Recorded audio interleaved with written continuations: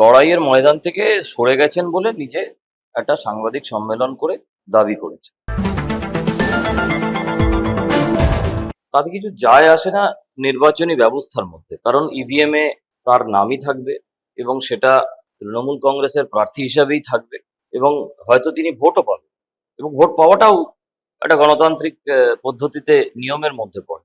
কিন্তু এখানে যেটা সবচেয়ে বড় মজার বিষয় হচ্ছে যে এটা তৃণমূল কংগ্রেসের ভেতরকার যে একটা কঙ্কালসার চেহারা সেইটাকে প্রকট করে দিল দুটো দিক দিয়ে।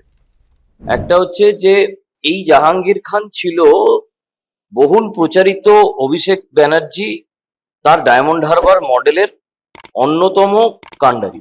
তো তিনি পিছিয়ে গেলেন এবং ব্যক্তিগতভাবে পিছিয়ে গেলেন, কারণ তারপরে তৃণমূল দলের পক্ষ থেকে বিবৃতি দিয়ে বলা হলো যে এই ধরনের কোনো সিদ্ধান্তের বিষয়ে আমাদের কোনো ইয়ে নেই, এটা জাহাঙ্গীর খান তিনি তার ব্যক্তিগত জায়গা থেকে বলেছেন আমরা লড়াইয়ের ময়দানে আছি।